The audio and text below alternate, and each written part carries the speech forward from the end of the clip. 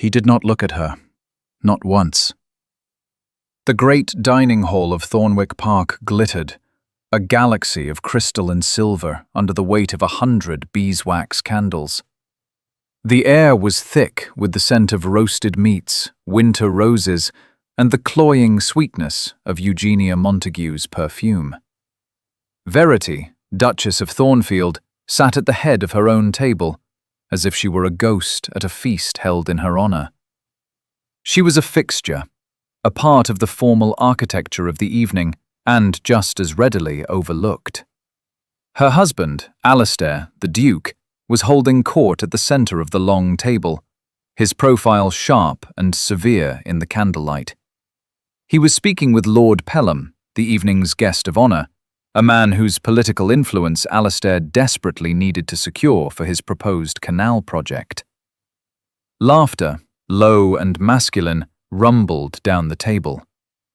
Alastair's eyes, the color of a winter sky, were animated as he spoke, his attention a focused beam of light, a beam that never, not for a single moment, fell upon his wife. Verity had been Duchess of Thornfield for 2 years.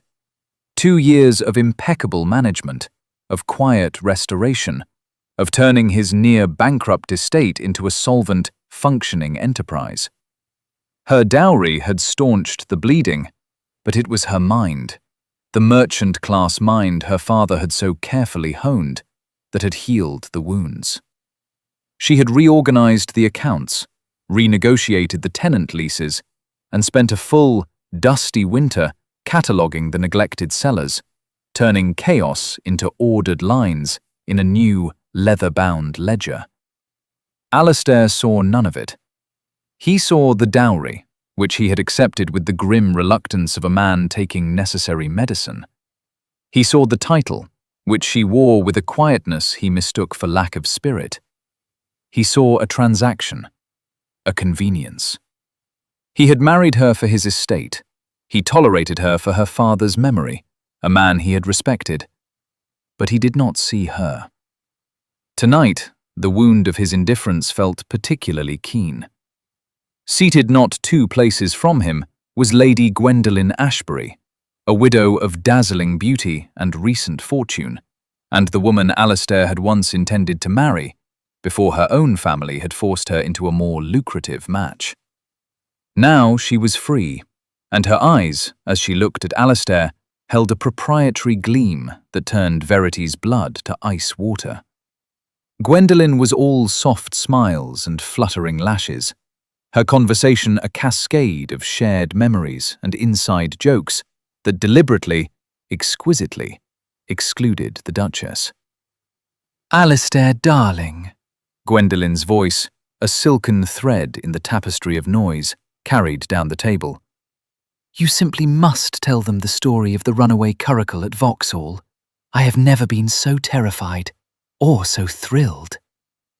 Alastair smiled, a true, unguarded smile that Verity had seen directed at his hounds, at his horse, but never at her.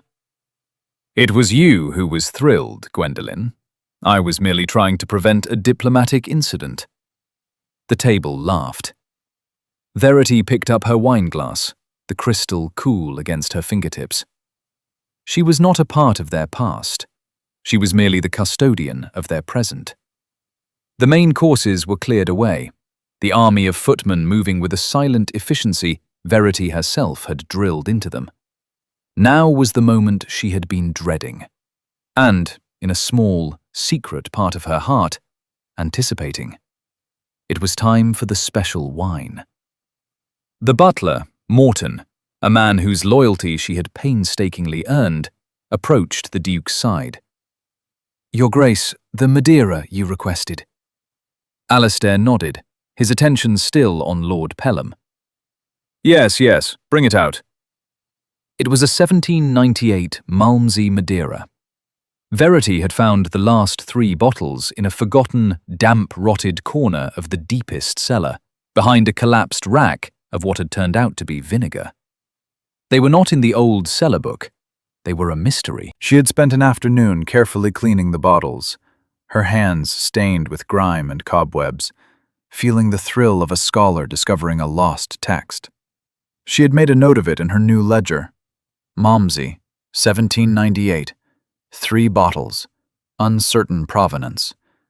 Condition appears sound but requires testing. Not for general service. Yet, a week ago, Alistair had come to her.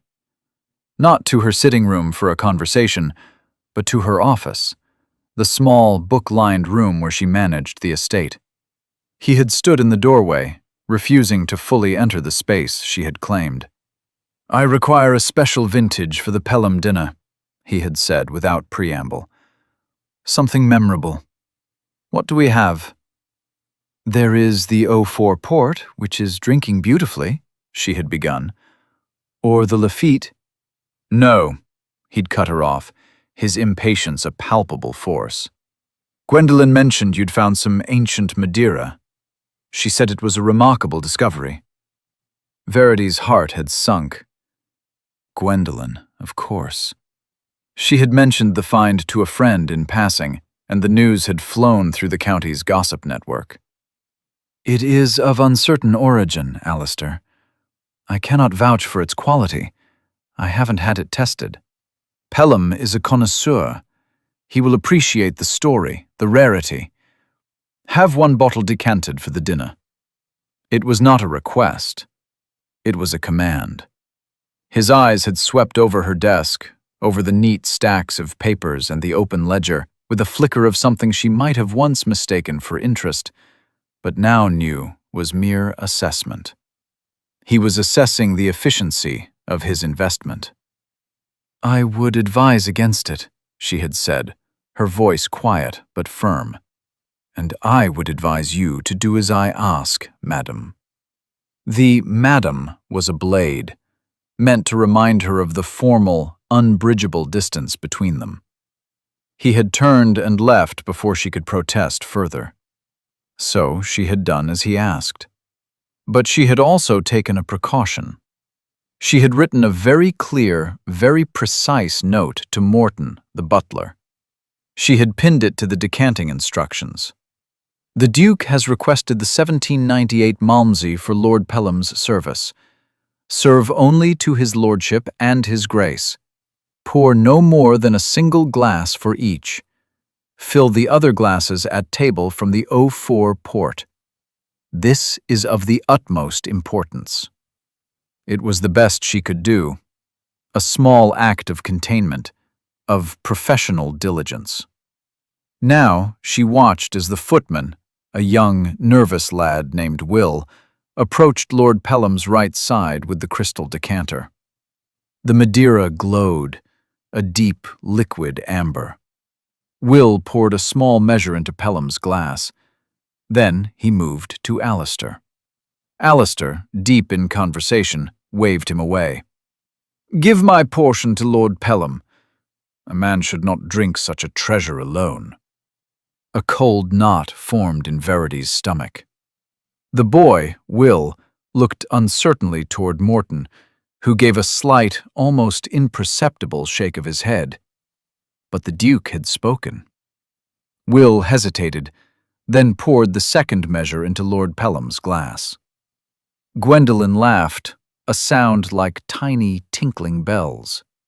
"Oh, Alistair, you are too generous. Lord Pelham, you must tell us if it is nectar of the gods."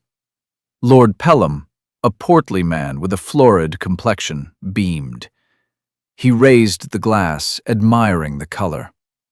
"To the Duke of Thornfield, and his magnificent hospitality. And to his Duchess," he added, with a brief, courteous nod in Verity's direction, "for unearthing such a treasure." He drank. He took a deep, appreciative swallow, his eyes closing in pleasure. Then his eyes flew open. A look of profound confusion crossed his face. He made a small, choking sound, his hand flying to his throat. The glass slipped from his fingers, shattering on the polished floorboards. He stood, lurching, his chair scraping violently backward. His face was turning a mottled, terrifying shade of purple. He clawed at his collar, his breath coming in ragged, whistling gasps. And then, with a final shuddering sigh, he collapsed, bringing a swath of the tablecloth, glasses, and a silver epergne crashing down with him. For a moment, there was a perfect, crystalline silence. Then, chaos erupted. Women screamed. Men leaped to their feet. Alistair was the first to reach Pelham, turning him over, loosening his cravat. "Get a doctor! Someone! Ride for Dr. Finch in the village!" Verity remained seated, her hands clenched in her lap, the blood roaring in her ears. She watched the scene as if through warped glass. She saw the spilled wine, a dark stain spreading across the white linen like a confession. She saw Gwendolen Ashbury rush to Alistair's side, her face a mask of horrified concern, her hand possessively on his arm. And then she saw Alistair's head come up. His eyes, across the ruined landscape of the dinner table, found hers. And in them, she saw no confusion, no shared panic. She saw a cold, dawning certainty, a judgment delivered and sealed. He looked at her, the woman who had unearthed the treasure, the woman who had advised against serving it, the woman who now sat in perfect, unnatural stillness amidst the pandemonium. He looked at her, and in his face, she read her accusation. He was looking at her, finally, and he was seeing a monster. The house settled into a state of suspended animation, a breath held for what felt like an eternity. Dr. Finch had come and gone, his face grim. Lord Pelham was alive, but only just. The diagnosis was poison. Not a fatal dose, the doctor surmised, due to the victim's robust constitution and the swift, violent rejection of the substance by his stomach, but poison nonetheless. Aconite, he suspected, a distillation of wolfsbane. Odorless, tasteless when mixed with a strong drink, and terrifyingly effective. The guests had departed in a flurry of hushed whispers and sideways glances, leaving Thornwick Park to its scandal. The silence that descended was heavier, more suffocating than the earlier chaos. It was the silence of a tomb. Verity was in her sitting room, the fire reduced to glowing embers. She had not been consulted, not been spoken to, except by a pale-faced Nan who had helped her from the dining hall. She was simply waiting. She knew he would come. When the door opened, he did not knock.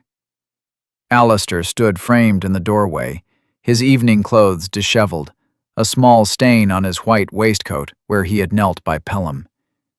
He looked not at her, but at the room around her, as if seeing it for the first time. The shelves of books on botany and agriculture, the neat stacks of estate papers on her writing desk, the framed architectural drawing of a new drainage system for the low-lying fields. All the evidence of her secret life, her competence. "He will live," Alistair said. His voice was flat, devoid of all emotion. It was more terrifying than rage. "I am glad," Verity replied, her own voice a stranger to her ears.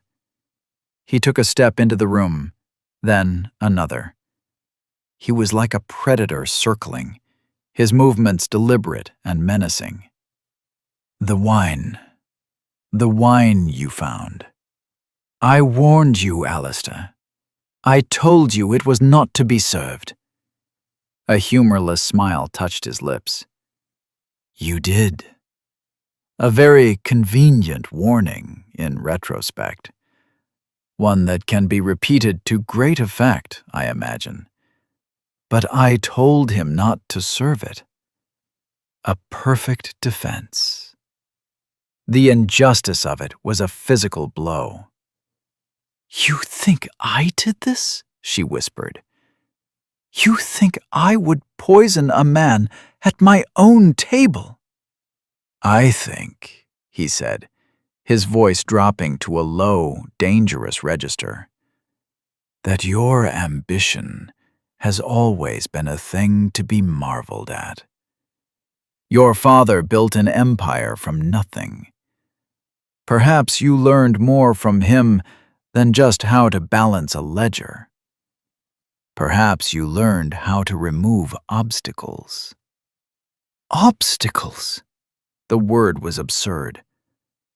What obstacle was Lord Pelham to me? Not him. Alistair's eyes were chips of ice. The scandal. The disgrace. A duke whose guest is poisoned at his own table. A duke whose wife is the center of the storm. It would ruin me. It would leave the estate, my name, everything, in your hands. A grieving, capable widow is a figure of power. A discarded, inconvenient wife is not. It was a fantasy. A grotesque, paranoid fiction spun from his own deep-seated mistrust. He was not seeing her at all. He was seeing the ghost of Gwendolyn's first betrayal, the specter of a woman using a man for gain. He was layering his old wounds over her face. "That is monstrous," she said, her voice shaking with a cold fury. "Is it?" He was close now, standing over her chair.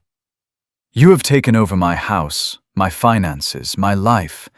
You run it with an efficiency that is unsettling. You have the loyalty of the staff. Morton, Hetty, they look to you, not to me. Was this the final piece? To remove me not with death, but with disgrace?" She stood, forcing him to take a step back. They were of a height, a fact that seemed to surprise him. "I have done nothing but save this house you were running into the ground through pride and neglect. I have worked for 2 years to honor your name, a name you seem determined to drag through the mud yourself with your baseless, insane accusations." "My accusations are not baseless." He gestured around the room.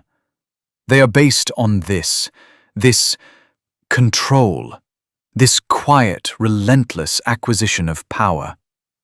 You were never meant to be more than a figurehead, a pleasant, well-dowered wife. But you could not be content with that, could you? You had to meddle." The word meddle struck her. It was the same word Gwendolyn had used. "Alistair, darling, don't let the dear Duchess trouble her head with those dusty old bottles. It's sweet of her to meddle, but it's a man's business." "Who put this poison in your mind, Alistair? Or did it grow there all on its own?" she asked, her voice dangerously soft. He flinched, as if she had struck him. "You will remain in your rooms," he said, his tone turning to steel. "You will speak to no one. You will see no one. I will handle this. I will contain the damage to the family name." "You mean you will imprison me?" "I mean I will do what is necessary." He turned to the door. "Alistair." He paused, his hand on the latch, but did not turn. "There was a note. I gave a note to Morton with specific instructions about the wine." He was silent for a long moment. When he finally spoke, his back still to her, his words sealed her fate. "I am sure you will have a compelling story, Verity. You always do. But I will not be the one to hear it." He walked out, and she heard the click of the key turning in the lock. The sound was quiet, precise, final. She stood in the center of the room, the silent, orderly prison she had built for herself, and did not cry. Crying was a luxury for women who were believed. Verity, Duchess of Thornfield, was alone with the chilling, crystal-clear understanding that her husband, The man to whom she was bound by law and sacrament believed she was a poisoner. The wound was no longer a dull ache of neglect. It was a clean, deep cut, and she did not yet know if it would be mortal. In the first days of her confinement, Verity did nothing. She sat in the wingback chair by the window, watching the winter sky press down upon the skeletal trees of the park. She ate what Nan brought her, mechanically, without tasting it. She listened to the muffled sounds of the great house moving on without her. The distant chime of a clock, the crunch of carriage wheels on the gravel drive, the faint, sorrowful tolling of the stable bell that marked the hours. She was an object placed in a room, waiting. Grief was a physical thing. It settled in her bones, a cold, heavy weight. It was not the grief of a lover betrayed. She had never been under the illusion that Alastair loved her. It was a more complex, more desolate sorrow. It was the grief of a craftsman whose finest work is smashed by the very person for whom it was made. She had poured her intelligence, her energy, her very self into the restoration of Thornwick. And he had looked at her masterpiece and called it a crime scene. She replayed his words, his accusations, turning them over and over like smooth, dark stones in her mind. Your ambition, to remove obstacles, this quiet, relentless acquisition of power. He had taken every one of her virtues, her diligence, her intelligence, her competence, and twisted them into instruments of malice. He had looked at the evidence of her devotion and seen only a plot.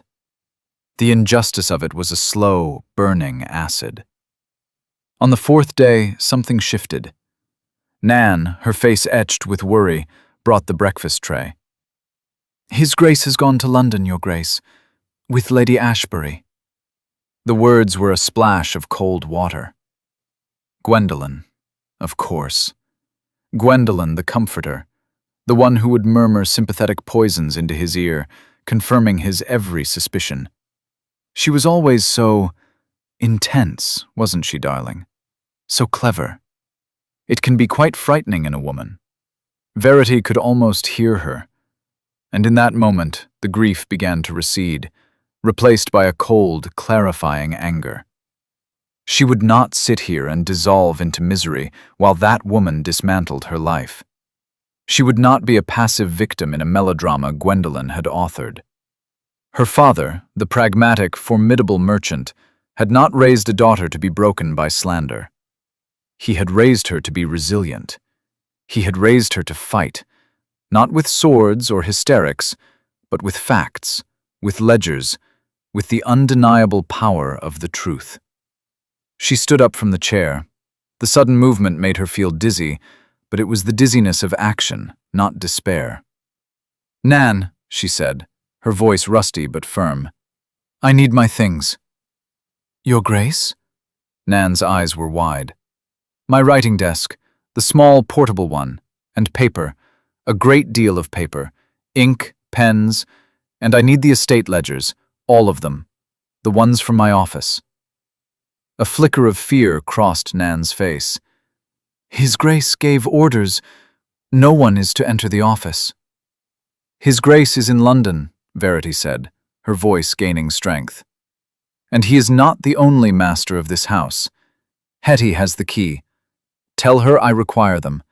Tell her it is a matter of household accounts." Nan hesitated for only a second, then a look of fierce, determined loyalty dawned in her eyes. It was the same look Verity had seen on Morton's face, on Hetty's. The loyalty she had earned, not with her title, but with her fairness, her respect. The loyalty Alastair had dismissed as part of her plot. "Yes, Your Grace," Nan said and curtsied. "At once." When the materials arrived, Verity did not begin by writing a defense. She did not pen a furious, pleading letter to her husband. She did what she always did when faced with chaos. She imposed order. She opened the first ledger, The Thornwick Estate General Account, 1817. Her own handwriting, neat and precise, filled the pages. She began to work. She did not think of Alistair or Gwendolen or the poison. She thought of timber yields and crop rotation. She cross-referenced rents received against repairs requested. She made notes. She drew up charts. She lost herself in the clean, unambiguous world of numbers, where every problem had a logical solution. It was a fortress. Her mind, her work, this was the ground she would not cede. He had locked her in a room, but he could not lock down her mind. She worked through the day and late into the night, the scratch of her pen the only sound in the silent room.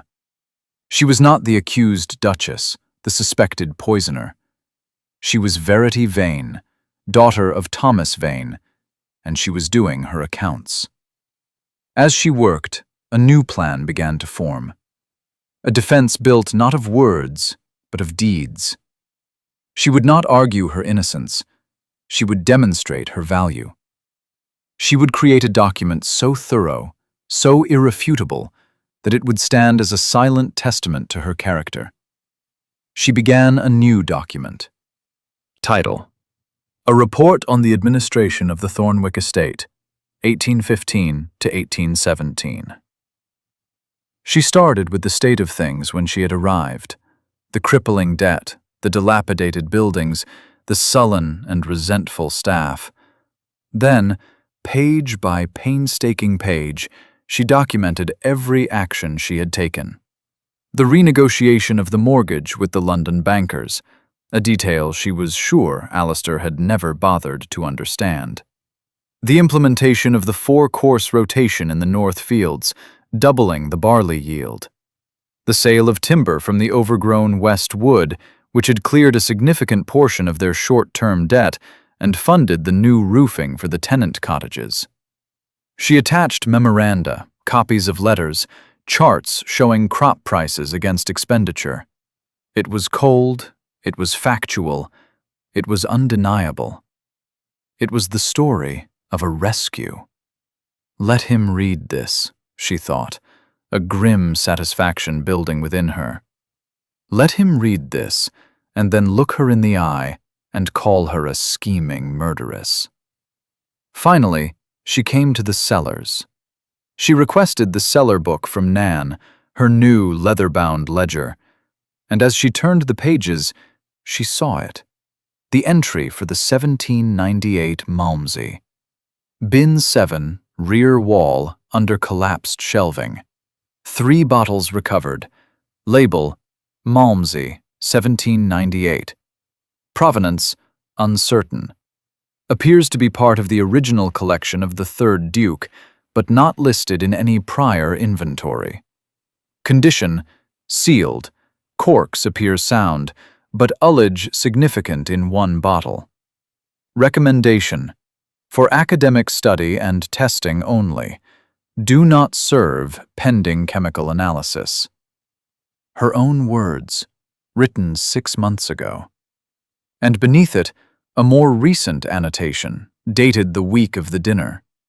Duke has commanded 1 bottle for Pelham dinner, against my explicit advice. Note of caution issued to M. Morton. There it was. Her own diligence, her own foresight, recorded in ink. It was not as good as the note itself, which was missing, likely destroyed. But it was something. It was evidence. She did not feel triumph, only a great, weary sadness. She had been so careful. She had tried so hard to protect him, to protect the estate, even from himself. And her reward had been a key turned in a lock. She closed the ledger. Her report was not finished. It lacked its final, crucial chapter. The chapter about the poisoned wine. But she would write it. She would detail everything. Her discovery of the wine, her research, her warnings to Alistair, her specific written instructions to the butler. She would lay out the facts, cold and hard as iron. She was no longer the grieving wife. She was no longer the prisoner. She was the chief accountant, preparing a final audit. And when it was complete, it would be her judgment, not his, that would stand. She dipped her pen in the ink, her hand steady. The time for sorrow was over. It was time to work. Weeks bled into one another, turning the calendar page from a bitter January to a reluctant February. The rhythm of Verity's confinement became a strange monastic routine. Morning, review the household accounts brought by Nan. Midday, work on her comprehensive report, her Apologia pro vita sua, written in the language of numbers and facts. Afternoon, stare out the window at the unchanging, unforgiving landscape of the park. She was building a parallel world within her gilded cage. Through Nan, her loyal and discreet messenger, she continued to govern. A note to Hetty suggesting a more efficient way to order winter supplies. A query to the head stableman about the cost of feed for the carriage horses. A quiet directive to send a basket of goods from the house stores to the gamekeeper's wife, who was newly delivered of a son. These were small acts, tiny threads of control, but they kept her sane. They were a reminder that her competence was real, its effects tangible, even if the master of the house chose to be blind to it. The household, which should have fallen into disarray in the absence of its duke and the disgrace of its duchess, ran with a quiet, humming precision. It was Verity's ghost in the machine, a presence felt in the sudden appearance of a perfectly darned sheet, the timely payment of a local tradesman, the inexplicable balancing of a previously chaotic budget. Alistair remained in London. News of his activities trickled back through Nan, who got it from the downstairs maids, who got it from the postboy. The Duke was seen everywhere with Lady Ashbury. At the opera, in the park, at a soirée hosted by the French ambassador. The London papers, which Nan smuggled in wrapped in butcher's paper, hinted at a rekindling of an old flame, a swift remarriage once the current unfortunate inconvenience was resolved. Verity read the reports without comment. Each mention of Gwendolen's name was like a grain of sand irritating an oyster. The suspicion that had been a vague unease on the night of the dinner began to purl into a hard certainty. Gwendolen had been there when Alistair commanded her to serve the wine. Gwendolen had been the one to flatter Lord Pelham into drinking the double portion. Gwendolen was the one who benefited most from Verity's disgrace. But suspicion was not proof, and Verity dealt in proof. Her own report grew, a thick stack of foolscap filled with her elegant, legible script. It was more than an accounting of the estate. It was an autobiography of her marriage, a silent, eloquent scream of competence against a wall of willful ignorance. She detailed everything, holding nothing back. She described her husband's remoteness, his refusal to engage with the practicalities of his own life, his preference for the grand gesture over the tedious, necessary work of stewardship. She wrote it all in the dispassionate, precise language of a business assessment. It was devastating. One afternoon, Nan brought a new problem. "It's old man Hemlock, Your Grace, from the tenant farm at Creswick. His roof is leaking again. The winter damp is terrible for his room. The bailiff says there's no money for new slate, not until the spring rents come in." Verity closed her eyes. She knew the cottage. She had walked there in the autumn, before the world had shrunk to the dimensions of these 4 walls. The roof had been bad then. She had marked it for urgent repair in her own private notes, a list of things to be done when she could persuade Alistair to release the funds. "The bailiff is wrong," Verity said, opening her eyes. "There is money. Tell Hetty to pay the Slater from the Household Emergency Fund, the one I established in October." Nan gaped. "But, Your Grace, that was for an emergency." "An old man shivering in a damp cottage in the middle of winter is an emergency, Nan. See that it is done. And send down a bottle of the brandy from the south pantry. The good stuff. For his room." "Yes, Your Grace." Nan's smile was a small sunbeam in the gloom of the room. That evening, as Verity worked by the light of a single candle, she thought about Old Man Hemlock. Her work, her systems, they were not just about abstract numbers. They were about this, about keeping an old man warm and dry, about the human reality of the estate. Alistair, with his grand canal projects and his political maneuvering, was playing with maps. She was dealing with people. A week later, the first crack appeared. Alistair returned from London, unannounced. Verity knew it only because the tenor of the house changed. A new tension, a new formality hummed through the floorboards. He did not come to her rooms. He did not send for her. For 2 days, he was a ghost in his own home, just as she was. Then, on the third morning, Nan arrived with the breakfast tray, her face a mixture of excitement and terror. "His Grace, he wants to see you." Verity's heart did not leap. It sank, a cold, heavy stone. "Where?" "In his study. He has asked Mrs. Hetty for the account books. All of them. So, it had come. The audit. He was going to pore over her work, looking for the flaw, the mistake, the piece of evidence that would confirm his narrative of her incompetence, or worse, her criminality. "Very well," Verity said, her voice calm. She stood and smoothed the front of her simple grey wool dress. It was a battle dress, and she had been wearing it for weeks. "Tell His Grace I will be down directly." She did not hurry. She walked down the grand staircase, her hand trailing lightly on the polished banister, the same banister she had personally instructed the maids on how to wax to a perfect sheen. She passed the long gallery, the portraits of Alistair's ancestors gazing down at her with stony indifference. They were his family, his history. She was just the temporary caretaker. When she entered the study, he was standing with his back to her, staring out the window at the bleak parkland.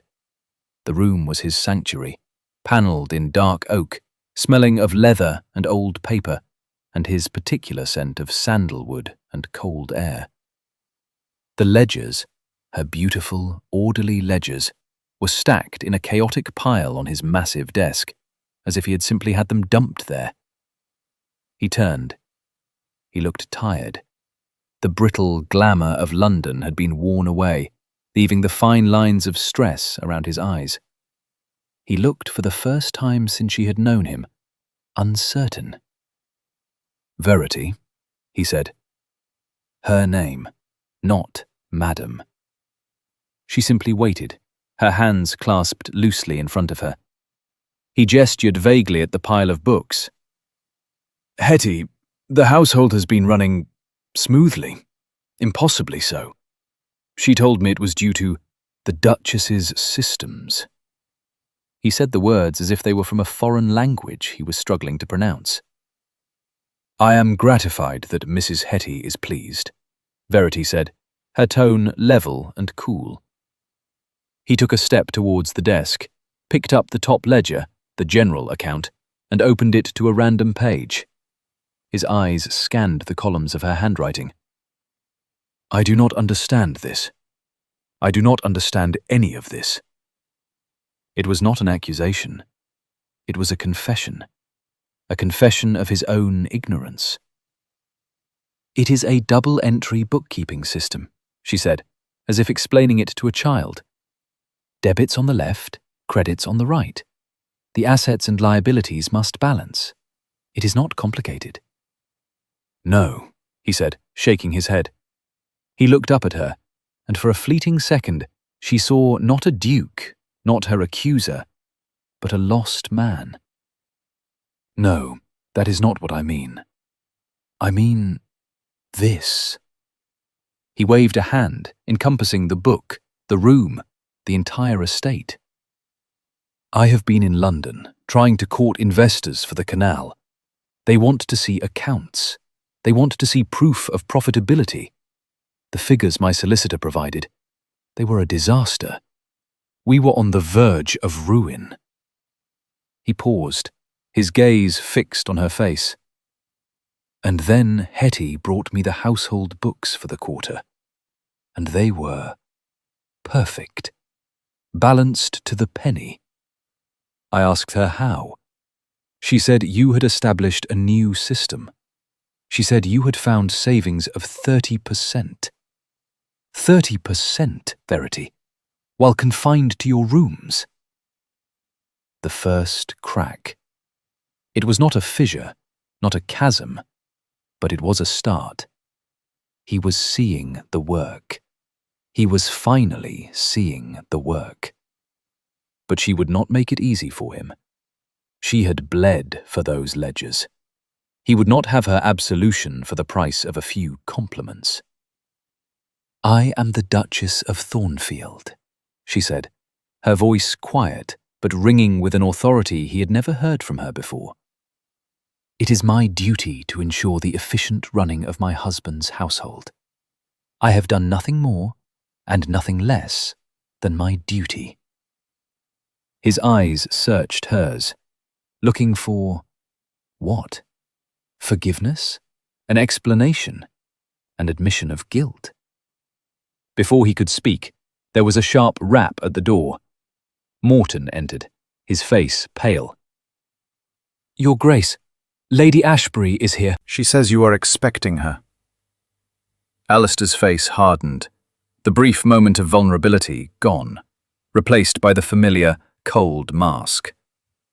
Gwendolen, the architect of this ruin. She had followed him from London. She was not going to let him go. Tell her I will be with her shortly, Alistair said, his voice clipped. He did not look at Verity again. He turned back to the window, dismissing her as he had always dismissed her. Verity stood for a moment, watching the rigid line of his back. The crack was there, but it was fragile. And Gwendolen had just arrived with a hammer. She turned and walked out of the room, her head held high. The battle was not over. It had just entered a new, more dangerous phase. Gwendolen's presence descended on Thornwick like a perfumed fog, clinging to everything. She did not stay at the house, that would be a breach of propriety too great even for her, but took rooms at the coaching inn in the village, a strategic outpost from which she could lay siege. She came to call every day, arriving in a smart, high-sprung phaeton that scattered the local chickens and set the dogs to barking. She came bearing gifts, gossip from London, pots of expensive jam, and a constant, cloying stream of sympathy for Alistair. Verity, from her window, watched her arrivals and departures. She watched Gwendolen link her arm through Alistair's as they walked in the winter garden, her head tilted at a confidential angle, her laughter echoing in the still air. Verity knew what she was doing. She was marking her territory. She was reinforcing the narrative, the beleaguered duke, betrayed by his cold, calculating wife, being nursed back to strength by the warmth of a true and loyal heart. Alistair was caught between two forces. In his study, he wrestled with Verity's ledgers, with the undeniable, infuriating evidence of her competence. He would spend hours staring at the pages, a frown of concentration on his face. Hetty reported that he had sent for the old bailiff's records, the ones from before Verity's arrival, and had been seen comparing them, his expression growing darker with every page he turned. He was a man excavating his own ignorance, and he did not like the fossils he was finding. Then Gwendolen would arrive, and the ledgers would be pushed aside. She would draw him out into the light, away from the dusty, difficult facts of his own mismanagement. Her conversation was all froth and sparkle, a pleasant diversion. She spoke of balls and flirtations, of who was marrying whom, of the new poet everyone was reading. She never spoke of leaky roofs or crop yields. Her advice, when she gave it, was always simple, decisive, and destructive. "Sell the north pasture, darling," she said one afternoon, her voice drifting up to Verity's open window. "It's miles from the house, and the soil is poor. Use the money to pay off that dreadful mortgage. Then we can go to Brighton for the season." Verity, hidden behind the curtain, felt a surge of cold rage.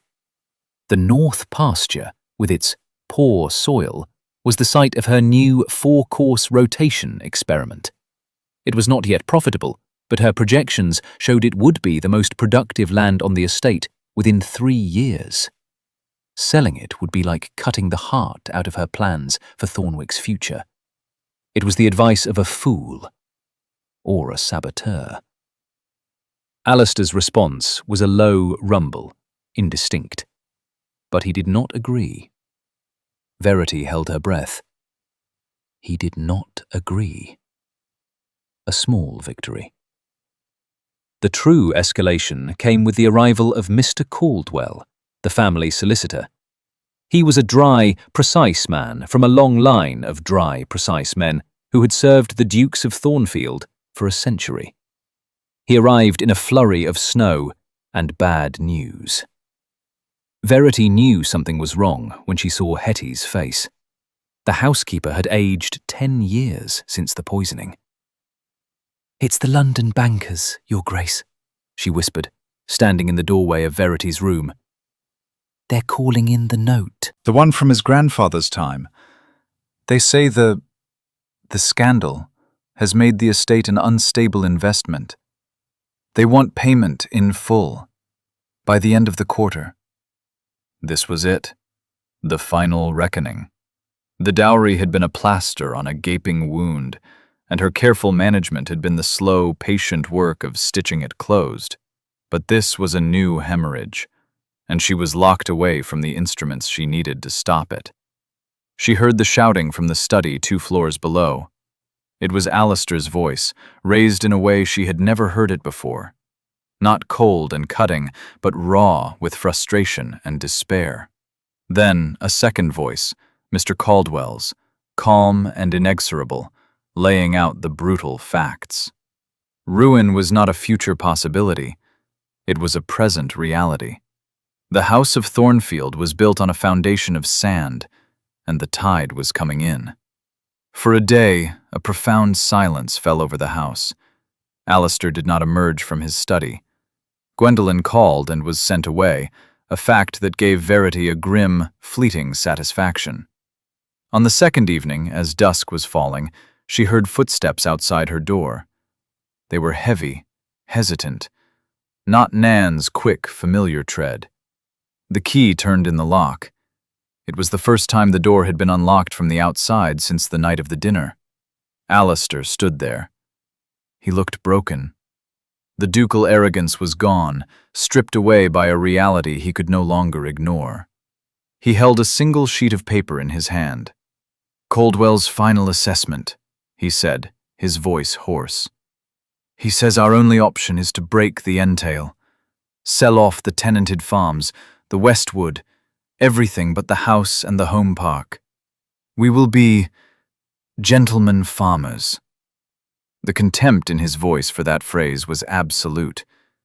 To be a duke without land, without tenants, without the web of obligation and responsibility that gave the title its meaning, it was to be nothing.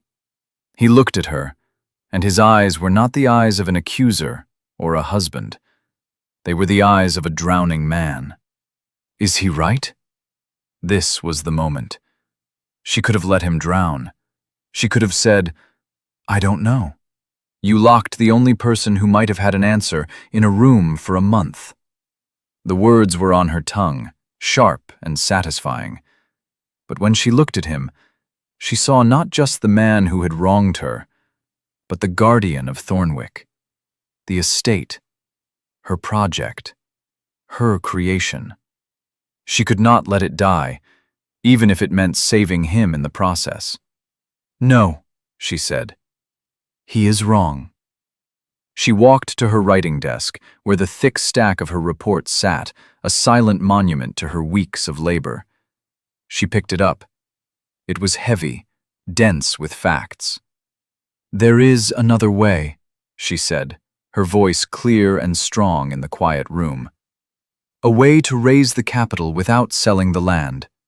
A way to satisfy the bankers and secure the estate for the next generation." She held the report out to him. "But it will require you to do something you have never done before, Your Grace." He looked from the report to her face, his own expression a mixture of desperation and dawning awe. "What?" he whispered. "It will require you to trust me." He took the report from her hands. The weight of it seemed to surprise him. He stood there for a long moment, the pages held between them like a treaty. It was not an apology. It was not forgiveness. But it was a beginning. He had come to her not as a judge, but as a supplicant. And in the world that had been built between them, this was a revolution. He looked at the first page, at the title written in her clear, bold hand, and for the first time, he seemed to understand that the greatest asset of the Thornfield estate was not its land or its title, but the mind of the woman he had locked away. He took her report to the study and did not emerge for a day and a night. Hetty left a tray outside his door, which went untouched. Verity granted the freedom of the house, but not yet of her husband's trust, found herself in a state of excruciating suspense. She wandered the cold, silent rooms, her own prison now expanded to the entire ground floor. She went to the library and ran her hand along the spines of the books, the place that had once been her sanctuary, now feeling like another gilded cage. What was he thinking? Was he reading her words with an open mind, or with the jaded eye of a prosecutor searching for a flaw in the testimony? Was he seeing the story of a rescue, or was he still trapped in his paranoid fantasy of a power grab? On the second morning, Mr. Caldwell was summoned again. Verity watched from the gallery as the solicitor, his face grim, was shown into the study. The door closed, and the waiting began anew. Hours passed. The winter sun, pale and weak, crawled across the sky. Finally, the door opened. Mr. Caldwell emerged, but he was a changed man. The grim finality was gone, replaced by a look of bewildered astonishment. He was holding her report. He saw her standing in the gallery and stopped. He took a half step toward the staircase, then seemed to think better of it. He merely looked at her, and in his eyes she saw a dawning, profound respect. He gave a short, almost imperceptible bow, not to the Duchess, she felt, but to the mind that had authored the document in his hands. Then he turned and was shown out. An hour later, Alistair came to find her. She was in the conservatory, a glass world of dying ferns and dormant orchids, the air cold and damp. He stood in the doorway, and he, too, was changed. The desperation was gone, replaced by a quiet, thoughtful intensity. "He called it a work of genius," Alistair said, his voice soft. "Caldwell. He said he has never seen a more thorough or brilliant proposal for the financial salvation of a great house. He said the plan for the timber futures and the restructuring of the tenant leases is revolutionary. Verity said nothing. She merely watched a drop of condensation trace a path down a pane of glass. He believes the bankers will accept it, Alistair continued, taking a hesitant step into the conservatory. He believes it will not only save us, but make Thornwick more prosperous than it has been in a century. He paused. He asked who my new man of business was. He wanted to hire him away.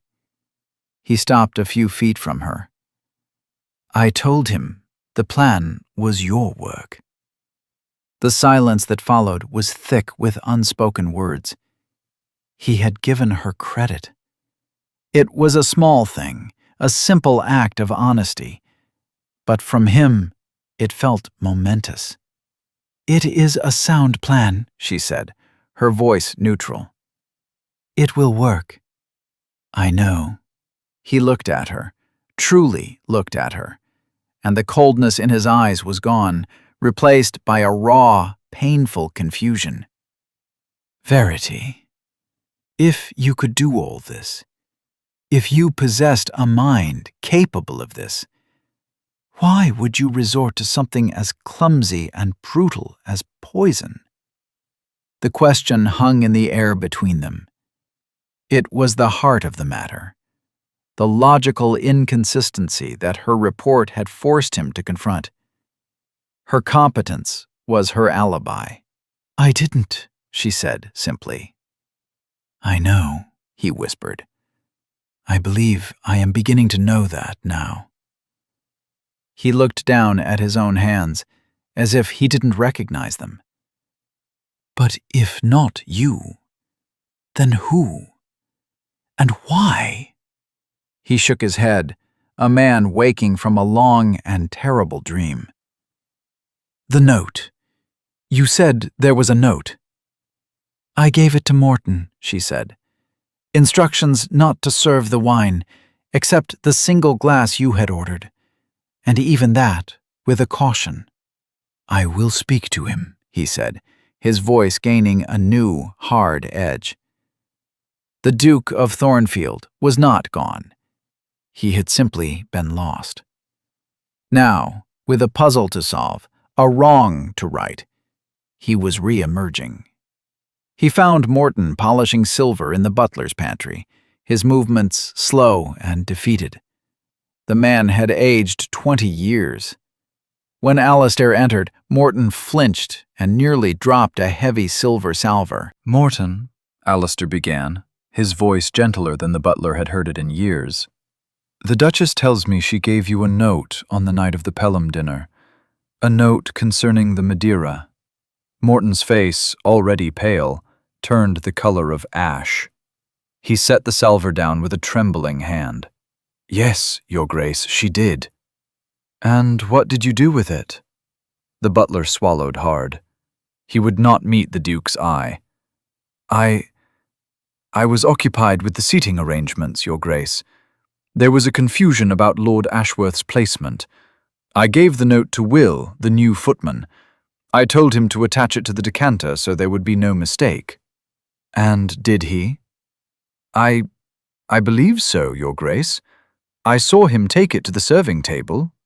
Morton's voice dropped to a barely audible whisper. After it happened, I looked for him, to ask him. But he was gone. He took his wages and fled that very night. He said he was afraid of being implicated. A dead end. The only other witness had vanished. Alistair felt a surge of frustration. He thanked Morton, his mind racing. A missing footman, a missing note. It felt too neat, too convenient. He spent the rest of the day in a fever of quiet investigation. He retraced the steps of that night. He went to the dining hall, now pristine and silent, and stood where the serving table had been. He went to the butler's pantry. He searched the kitchens. Nothing. The note was gone. He was beginning to believe it had never existed, that it was a desperate invention of Verity's or a fearful fantasy of Morton's. But the logic still held. A woman who could write that report would not be a poisoner. Therefore, she was innocent. Therefore, someone else was guilty. That evening, exhausted and no closer to the truth, he retreated to his study. He sat at his desk, the place where he had passed judgment, the place where he had begun to understand his own folly. His eyes fell on a folio of papers in the corner, tied with a ribbon. It was the canal project proposal, the very documents he had been discussing with Lord Pelham that night. He remembered spreading the maps out on this desk, Gwendolen looking over his shoulder, her finger tracing the proposed route, her perfume filling the air. He idly untied the ribbon, his mind elsewhere. The maps unrolled, and from between the folds of a large survey of the northern waterway, a small, folded piece of paper fluttered out and landed on the dark wood of the desk. His heart stopped. It was a piece of cheap foolscap, torn from a larger sheet. It was folded into a small square. His hand trembled as he reached for it. He unfolded it. The handwriting was his wife's, neat, precise, unmistakable. For M. Morton, regarding the cellar service for the Pelham dinner. The Duke has commanded 1 bottle of the 1798 Malmsey. As its condition is uncertain, the following protocol is not optional. 1. Pour 1 glass only for Lord Pelham. 2. Should the Duke request a glass, pour a second. No others. 3. All other guests at the head of the table are to be served from the decanter of 1804 port. 4. Under no circumstances is the Malmsey to be offered for general consumption. And then, at the bottom, a line, stark and chilling in its prescience, underlined twice. Bin 7 is for study. Do not serve. It was not a caution. It was a command. A command that had been intercepted. Alistair sank into his chair, the note clutched in his hand. He could see it all now. The young footman, Will, placing the note on the serving table. Gwendolen gliding past, seeing the note, her curiosity piqued. Perhaps she had even spoken to Will, charming him, distracting him. She would have seen Verity's name, Verity's handwriting. She would have seen the words, "Do not serve." And in that moment, a plan of breathtaking audacity and cruelty must have formed in her mind. A simple act, to take the note, to let events unfold, to watch the house of cards collapse upon the woman she saw as her rival. She hadn't poisoned the wine. She didn't need to. The wine was already poison. She had simply removed the antidote. She had removed the proof of his wife's innocence, and in doing so, had handed him the weapon to destroy her himself. And he, in his pride and his wounded vanity, had used it without a moment's hesitation. The truth, in its final, terrible clarity, was more devastating than any lie. He had not been deceived by a clever poisoner. He had been manipulated by a shallow opportunist, and he had allowed it because it confirmed his own ugliest prejudices. He had been the author of his own wife's ruin. He sat there for a long time in the gathering darkness, the small piece of paper a searing brand in his hand. The house was silent. The world was silent. All he could hear was the frantic, guilty beating of his own heart. He had to find her. He had to confess. The thought of it was the most terrifying thing he had ever faced. He did not send for her. He went himself. He walked through the silent house, the note a burning coal in his pocket. Each step was an act of penance. He passed the dining hall, the scene of his catastrophic failure of judgment. He climbed the grand staircase, his footsteps echoing in the cavernous space. He felt like a ghost haunting the scenes of his own crimes. He found her in the library. The lamps were lit, casting a warm, golden glow over the rows of books.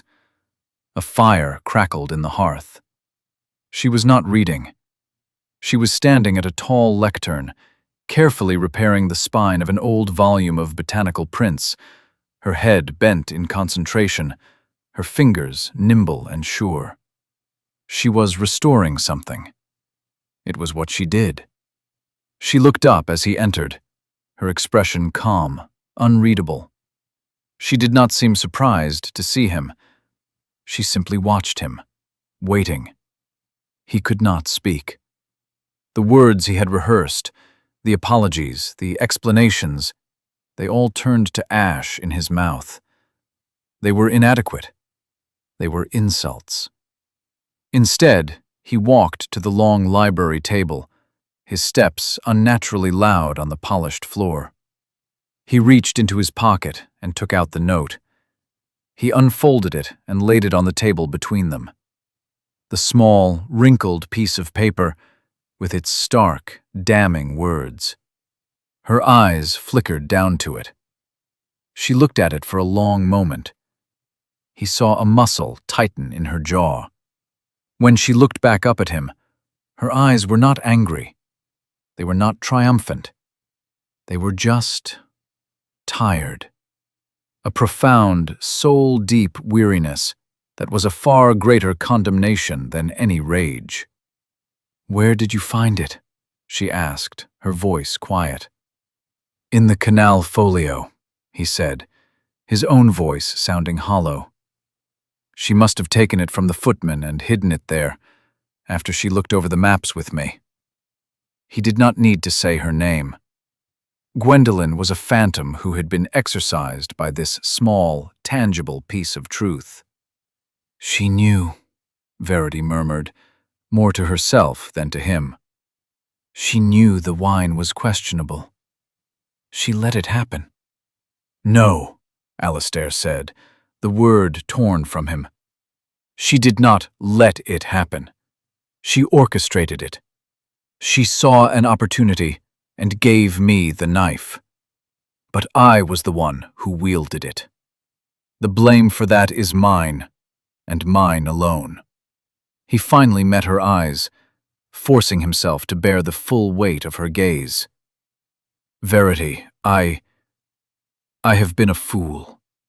A blind, arrogant fool. I built a prison for you out of my own pride and my own old wounds. I looked at you, and I did not see you. I saw a theory, a ghost, a reflection of my own cynicism. I see that now. I see—" His voice broke. He took a breath, marshalling his resolve. This was not about his pain. It was about hers. "I cannot apologize," he said, the words costing him more than he had ever paid for anything in his life. An apology is an insult. It is a request to be forgiven, and I have no right to ask for that. It is a request to forget, and what I have done is unforgivable. I offer no excuses. I offer only the truth. I was wrong. I was wrong about everything. I was wrong about you." He stood there, stripped bare, his pride dismantled, his defenses gone. He had laid his confession at her feet, a broken, useless thing. He expected her to turn away. He deserved for her to turn away, to walk out of the library and out of his life, leaving him to the ruins he had created. Instead, she did a remarkable thing. She walked around the table, picked up the note, and held it over the fire. The paper caught, curling into a black, fragile ash, the ink flaring into a brief, bright orange before vanishing. The evidence was gone. "The past cannot be unwritten, Alistair," she said, her voice still quiet, but with a new note of strength in it. but we can choose which pages to turn next. She looked at him, and for the first time, he saw a flicker of something beyond the weariness. It was not forgiveness. It was not love. It was something far more practical and far more precious. It was a choice. "The bankers are still waiting for a response," she said, her voice all business. "And the roof on the Hemlock cottage still needs to be seen to. There is work to be done." It was not an absolution. It was an invitation. An invitation back into the world of shared responsibility, of practicalities, of work. An invitation to rebuild. And as he stood there in the warm light of the library, the smell of burnt paper in the air, he knew, with a certainty that was as profound as his earlier blindness, that it was the only invitation he would ever need again. He had spent his life chasing grand projects and political alliances. He had nearly lost everything. Now, he saw that the only project that mattered was the careful, patient, and terrifying work of earning the trust of the woman standing before him. The rebuilding of Thornwick, and of the marriage, began not with a grand gesture, but with a ledger. The morning after his confession, Alistair did not take his usual solitary breakfast in the dining hall. He had a small table set in Verity's office, the room he had once refused to enter. He sat opposite her at the desk, a second chair brought in for the purpose, and she laid the estate books open between them. "This," she said, her finger tracing a line of figures, "is the projected revenue from the Westwood timber sale. It is less than Caldwell estimated, because he did not account for the replanting costs. It is not enough to simply take, Alistair. We must also put back." He listened. For the first time, he truly listened. Not to the Duchess, not to his wife, but to a brilliant strategist laying out a campaign. She spoke of soil acidity and market fluctuations, of the price of wool in the north and the cost of lime for the fields. It was a language he barely understood, but he was captivated by the fluency with which she spoke it. He saw the estate not as a map of ancestral lands, but as a living, breathing organism with its own complex circulatory system of credits and debits. And she was its chief physician. They worked together every day. He became her apprentice. He rode out with her to the tenant farms, and for the first time, he saw them not as picturesque cottages on his land, but as homes. He listened as Verity spoke with the farmers, not as a great lady bestowing charity, but as a partner discussing business. She knew their children's names, the health of their livestock, the precise nature of the damp in their walls. And they, in turn, spoke to her with a respect that bordered on reverence. They did not fear her. They trusted her. He saw his own reflection in their eyes. For years, he had been a remote, almost mythical figure to them. The Duke. A name attached to a rent payment. Now, standing beside Verity, he felt like an imposter. She was the true heart of Thornwick. He had merely been its ornamented, useless crown. One afternoon, they were inspecting the new slates on Hemlock's cottage. The old man himself came out, his joints moving more freely now in the dry warmth. He bowed to Alistair, but addressed Verity. "The brandy worked a treat on the winter chill, Your Grace," he said, a twinkle in his eye. "And the roof, well, it's the first dry night's sleep I've had in a decade. We are grateful." On the ride back to the hall, Alistair was silent. Verity glanced at him, a questioning look in her eyes. "The brandy," he said, his voice quiet. "You sent him brandy." "His room was bad," she said simply, as if it were the most obvious thing in the world. It was a small thing, a bottle of brandy from the pantry, but to Alistair, It was a revelation. Her system was not just about numbers. It was about care. It was about a profound and deeply felt responsibility for the people in her charge. Something he, with all his ducal authority, had forgotten how to feel. Their evenings were spent in the library. He would read, or pretend to, while she worked on her accounts. The silence between them was no longer the cold, empty silence of estrangement. It was a comfortable, companionable quiet, the silence of two people engaged in a shared enterprise. He began to see the woman, not the Duchess. He noticed the way she chewed on the end of her pen when a column of figures refused to balance. He saw the small, secret smile that touched her lips when she read a letter from her married sister.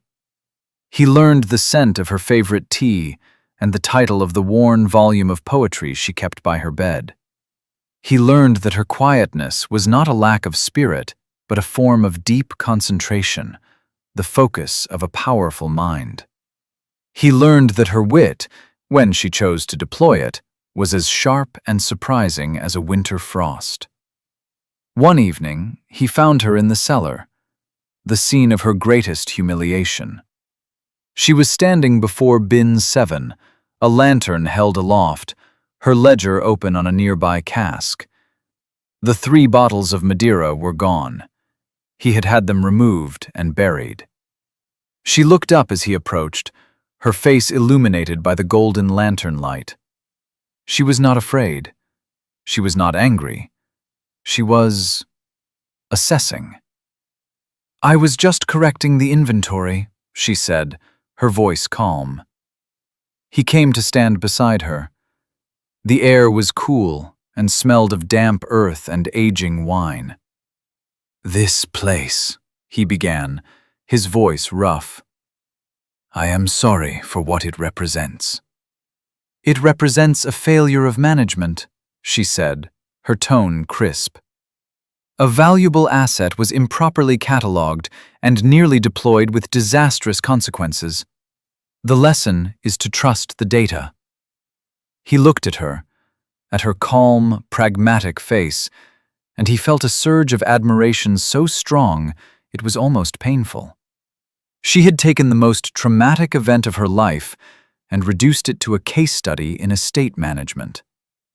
"The lesson," he said softly, "is to trust the person who collects the data." He reached out, his fingers brushing against the worn leather of her ledger. "This is your domain, Verity. The cellars, the accounts, the fields, the house. All of it. Not by my permission, but by right of competence. By right of conquest." She looked from the ledger to his face. Her expression softened, the professional mask dissolving for a moment, revealing the woman beneath. "It is our domain, Alistair. We are partners in its care." It was the first time she had used his name so freely, so easily. It was the first time she had included him as an equal. He felt a warmth spread through his chest that had nothing to do with brandy and everything to do with a single, perfectly chosen word. Our. He did not touch her. He did not kiss her. The time for that would come, but it had to be earned, just as her trust had to be earned. For now, it was enough to stand beside her in the cool, quiet dark. 2 partners taking inventory of their shared world, the ledger of their past, finally, mercifully, balanced. 5 years later, the sun of a late summer afternoon slanted through the long windows of the Thornwick Library, illuminating dust motes dancing in the golden air. The room was the same, yet entirely different. It was no longer a formal, silent space, but the comfortable, beating heart of the house. A child's wooden horse lay on its side by the hearth. A small pair of muddy boots stood discarded near the door.